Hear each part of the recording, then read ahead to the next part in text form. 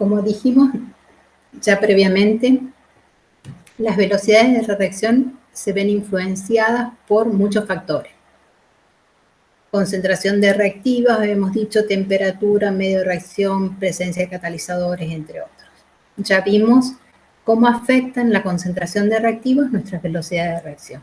Habíamos dicho que la velocidad era directamente proporcional a la concentración de reactivos elevado a la n, y habíamos dicho que la velocidad era igual a K, entonces una velocidad específica por la concentración de reactivos elevado a la n, que era el orden de reacción. Habíamos visto los métodos para evaluar ese orden de reacción, y habíamos visto además reacciones de pseudoorden, vimos métodos integral, método diferencial y las reacciones complejas.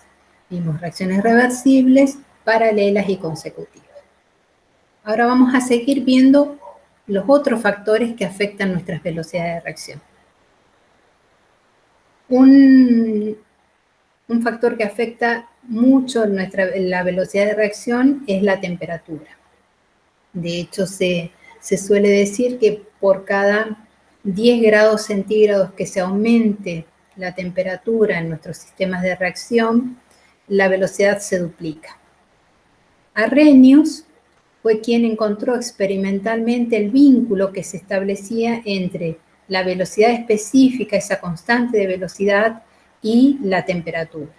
Experimentalmente encontró que esta K era igual a un factor A, no es una concentración de reactivos, es un factor A, factor preexponencial o factor de frecuencia, por E a la menos energía de activación sobre R, que es la constante de los gases, y T, la temperatura en Kelvin. Este es lo que se denomina la ecuación de Arrhenius, y donde se verifica cómo varía la constante de velocidad con la temperatura. Esta ecuación, que es empírica, arroja muy buenos resultados experimentales. Si nosotros proponemos que nuestros reactivos A y B reaccionan para dar nuestros productos, pero previamente se establece un equilibrio con un complejo activado, AB, el que nos da finalmente los productos, se puede proponer entonces que esta energía de activación es la energía necesaria que deben alcanzar nuestros reactivos para formar ese complejo activado que va a dar lugar luego a nuestros productos. Entonces, esta variación, la energía desde la que tienen nuestros reactivos hasta donde están el complejo activado, es lo que se conoce como energía de activación. Es una energía, por lo tanto, tendrá valores de energía, Joule por mol, en las unidades que tendrá. Y este A habíamos dicho que era un factor preexponencial o factor de frecuencia, y el significado físico que tienen este A es el número de choques efectivos que se deben establecer entre estos reactivos para formar este complejo activado. Entonces, este factor de frecuencia es el número de choques efectivos que se establecen entre los reactivos para formar este complejo activado.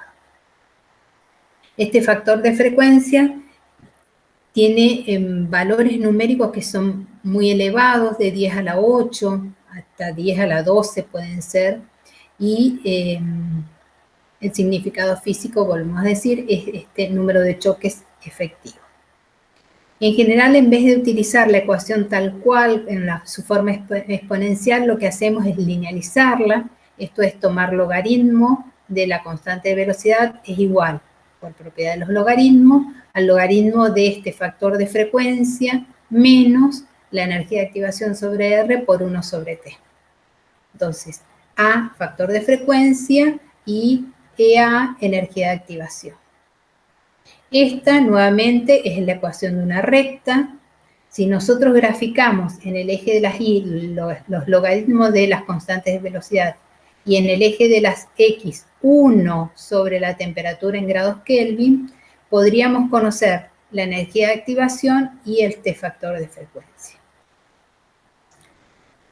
Nosotros en el laboratorio, entonces, lo que podemos trabajar es a diferentes temperaturas, temperatura 1, 2, 3, 4, es decir, nosotros colocamos nuestro sistema en un baño termostático y trabajamos a 20, 25, 30 grados centígrados, hacemos y conocemos o podemos calcular los valores por los métodos que ya habíamos visto, el de integración o el diferencial, los valores de estas constantes K1, K2, K3, que van a corresponder a esas temperaturas que hayamos hecho. Entonces, hacemos la inversa de las temperaturas y le tomamos logaritmo a las constantes de velocidad que obtuvimos experimentalmente y hacemos la gráfica que decíamos, el logaritmo de la constante de velocidad en el eje de las y 1 sobre la temperatura en el eje de las X. Los puntos experimentales se acomodarán a una recta y de la pendiente, entonces, nosotros podemos conocer la energía de activación y de la ordenada al origen, el logaritmo natural del factor de frecuencia. Entonces, si nosotros conocemos para la reacción que estamos estudiando la energía de activación y este factor de frecuencia, podríamos estimar una constante de velocidad a una temperatura diferente o distinta o que no hayamos ensayado en el laboratorio. Entonces, esto tiene mucha utilidad, ya lo vamos a ver en la parte práctica y en el tema siguiente, la utilidad que tiene esta ecuación de Arrhenius en farmacia. Es muy utilizada. Otro de los factores que modifican nuestras velocidades de reacción es la fuerza iónica, es decir, los iones que están presentes en nuestro sistema de reacción. Para ver esta influencia vamos a usar un modelo. En este modelo nosotros decimos que el reactivo A, que es un ion que tiene una determinada carga, reacciona con un reactivo B que tiene su carga y como habíamos visto recién, en un equilibrio forma un complejo activado. Este complejo activado tendrá la carga de ese complejo activado y este es el que nos dará posteriormente, con una velocidad específica, nuestros productos de reacción. La carga de este complejo activado es un complejo de adición. Esto quiere decir que la carga de este complejo activado será la carga del ion A más la carga del B. ZA más ZB. Como vemos, se establece un equilibrio. Podemos plantear una constante de equilibrio que va a ser la actividad del complejo activado sobre la actividad del reactivo A por la actividad del reactivo B. Nosotros sabíamos que las actividades eran iguales al coeficiente de actividad por la concentración. Entonces, esa constante de equilibrio va a ser igual a la concentración del complejo activado por el coeficiente de actividad del complejo activado sobre la concentración de A por la concentración de B sobre los coeficientes de actividad de A y B. Esto es la constante de equilibrio. Si nosotros necesitáramos escribir la expresión de velocidad en este modelito teórico que habíamos comentado, entonces la velocidad de aparición de nuestros productos será igual a la constante esta de velocidad, la K asterisco, por la concentración del reactivo, que el reactivo para este modelo es este complejo activado. Como sabemos, nosotros no podemos dejar expresada una ecuación de velocidad en función de una especie que no podemos determinar en el laboratorio. Entonces trabajamos un poquito para dejar expresada esta concentración del complejo activado en función de nuestros reactivos. Para eso, con la constante de equilibrio, despejamos la concentración del complejo activado, va a ser igual a la constante de equilibrio por la concentración de A por la concentración de B por la relación de los coeficientes de actividad iónico. Entonces, la velocidad que decíamos que era la constante de velocidad por la concentración del complejo activado, ahora va a ser igual a reemplazamos a que es igual esta concentración del complejo activado, va a ser igual a la constante de velocidad por la constante de equilibrio, por la concentración de A, por la concentración de B, por la relación de los coeficientes de actividad. Si nosotros tuviéramos que determinarlo experimentalmente, nosotros obviamente este es un modelo que nosotros hemos planteado que se establece este complejo activado, pero esto no lo vemos nosotros. Entonces, la velocidad nosotros lo que podríamos haber escrito es una K experimental, lo que nosotros determinemos en el laboratorio, por la concentración de los reactivos que colocamos, A y B. Entonces, si vemos aquí igual la velocidad de nuestro modelo teórico y la velocidad de experimental, podemos sacar que esta K experimental va a ser igual a esta parte de la velocidad teórica por la relación de los coeficientes. Entonces, la K experimental va a ser igual a la constante de velocidad del complejo activado por la constante de equilibrio por la relación de los coeficientes de actividad. El producto de dos constantes, para simplificarlo, podemos poner como K0 por la relación de los coeficientes de actividad. Entonces, nuestra K experimental, la que nosotros determinemos en el laboratorio, va a ser igual a una K0, que es el producto de estas constantes, por la relación de los coeficientes de actividad. Podemos tomar logaritmo, entonces el logaritmo de la K experimental va a ser igual al logaritmo de la K0 más el logaritmo de la relación de los coeficientes. Y esto nos acordamos por Debye-Hückel, que podíamos conocer, el logaritmo de una especie iónica era igual a menos A, que era el factor de frecuencia, del factor que tenía en cuenta el solvente y la temperatura, por la carga del ion al cuadrado por la raíz cuadrada de la fuerza iónica. Y la fuerza iónica, que era igual a un medio de la sumatoria sobre todos los iones de la molalidad por la carga del ion al cuadrado. Entonces, para la especie A será igual a menos A por Z al cuadrado por la raíz cuadrada de la fuerza iónica. Para B será menos A por la carga de B al cuadrado por la raíz cuadrada de la fuerza iónica. Y para el complejo activado va a ser igual a menos A por la carga de ese complejo activado al cuadrado por la raíz cuadrada de la fuerza iónica. Pero sabíamos que la carga de este complejo activado era la suma de la carga del A y B. Entonces va a ser menos A por ZA más ZB al cuadrado por la raíz cuadrada de la fuerza iónica. Y este es el cuadrado de un binomio. Entonces va a ser el cuadrado del primero más el doble producto del primero por el segundo más el cuadrado del segundo. Y por propiedad de los logaritmos, el logaritmo de el coeficiente de actividad de A por el de B sobre la del complejo activado es lo mismo que escribir el logaritmo del coeficiente de actividad de A más el de B menos el del complejo activado. Entonces, si hacemos reemplazamos sus iguales por lo que vimos recién, llegamos a que el logaritmo de la relación de los coeficientes es igual a 2 por A por ZB por la raíz cuadrada de la fuerza iónica. Y esto es lo que colocamos en la expresión que habíamos visto recién. Entonces, el logaritmo de la constante de velocidad experimental va a ser igual al logaritmo de K0 más 2 por A por ZB por la raíz cuadrada de la fuerza iónica. Si estamos en presencia de agua y a 25 grados centígrados, sabíamos que este era 0,59. Entonces nos queda que el logaritmo de la K experimental es igual al logaritmo de K0 más 1,02 por ZA por ZB por la raíz cuadrada de la fuerza iónica. Y esta es la expresión que me vincula o que me dice de la influencia que tiene la fuerza iónica sobre la velocidad de nuestra reacción. Es decir, que si las cargas de los iones son las mismas, ZA y ZB, son las dos positivas o las dos negativas, esto va a ser positivo y tendremos un aumento de la velocidad específica cuando aumenta la fuerza iónica. Pero si las cargas son diferentes, una es positiva y una es negativa, este se nos va a hacer negativo y veremos que si aumentamos la fuerza iónica, disminuirá nuestra velocidad de reacción. Entonces, dependiendo de lo que nosotros necesitemos, es que vamos a ver que si necesitamos aumentar o disminuir la fuerza iónica para aumentar o disminuir la velocidad de reacción.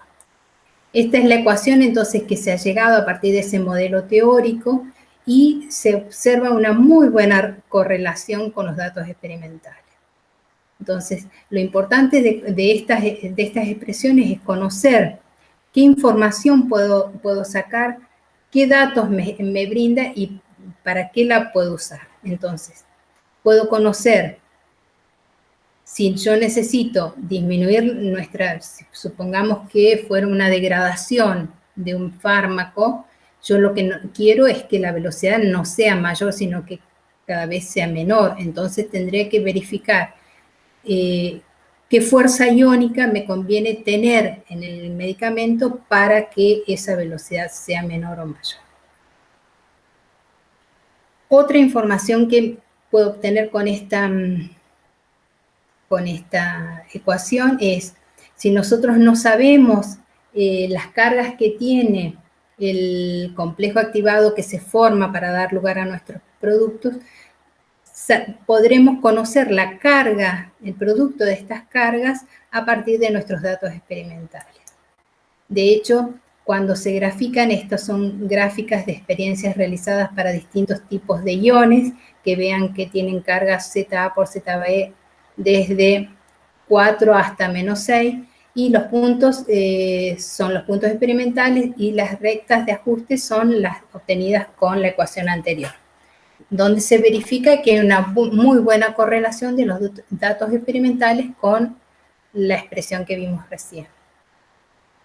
Entonces, como veíamos, si las cargas, ambas cargas son de ZA por ZB, tienen el mismo signo, las pendientes serán positivas. En cambio, si ZA por ZB tienen diferentes signos,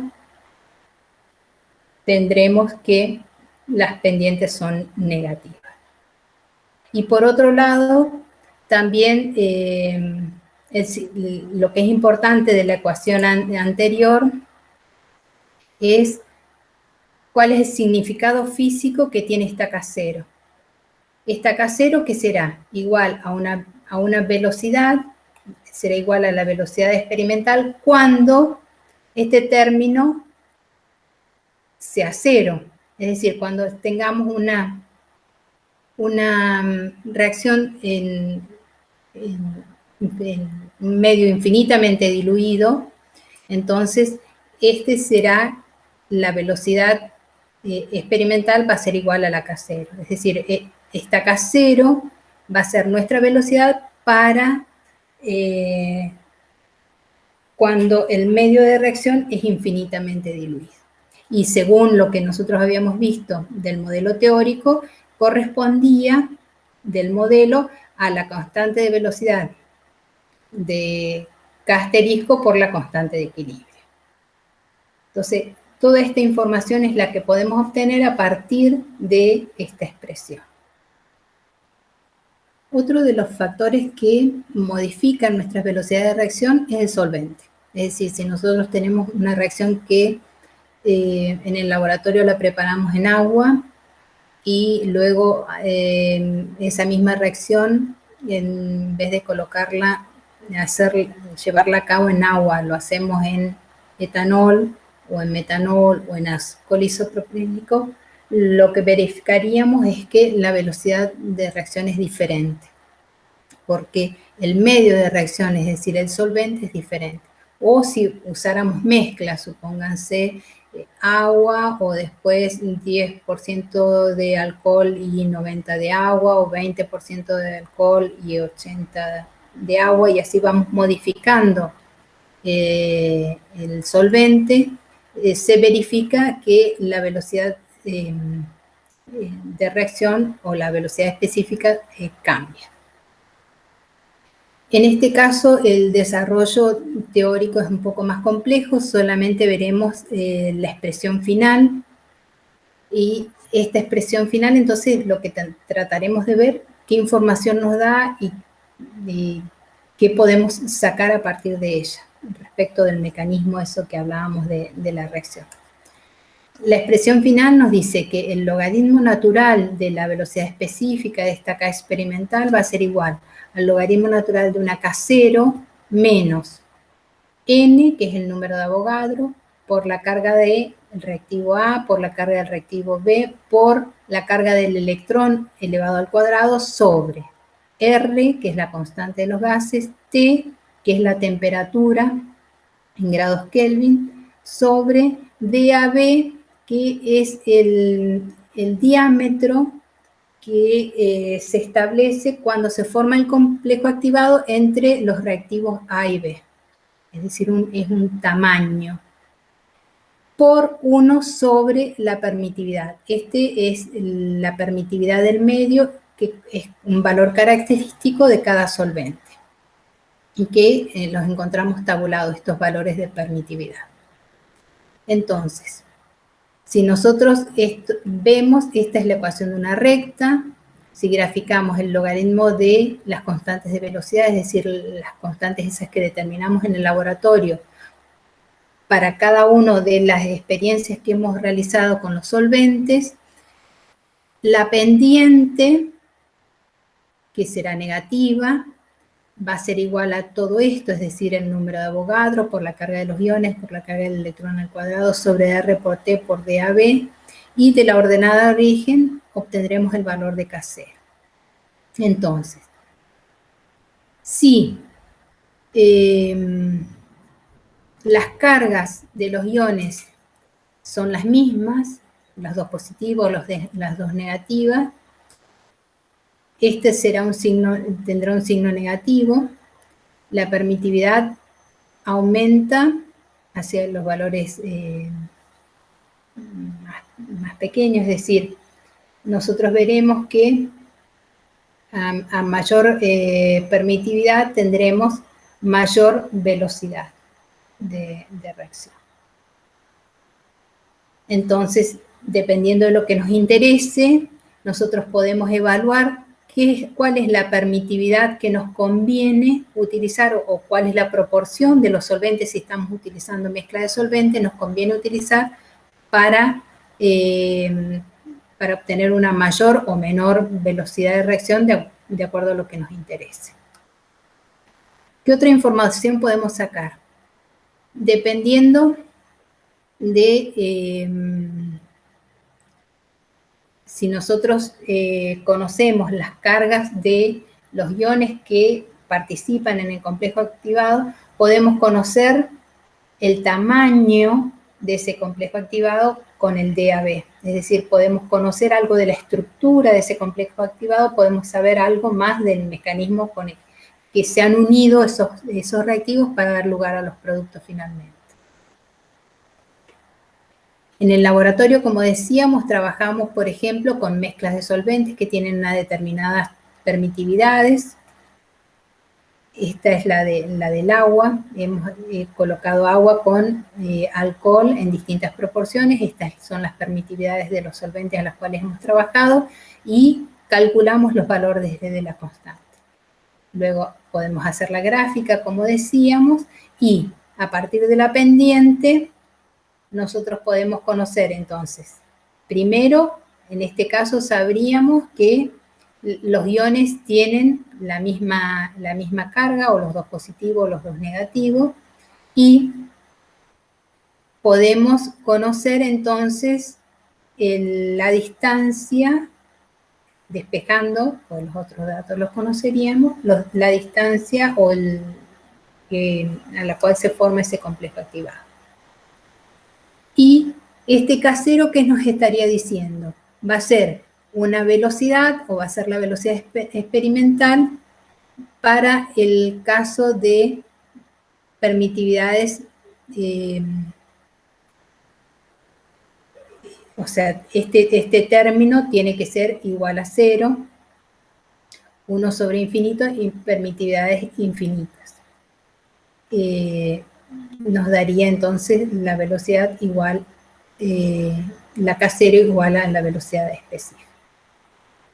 Entonces, este es el caso entonces de cuál es la influencia que tiene la permitividad del solvente o las características que tiene el solvente sobre nuestra velocidad de reacción.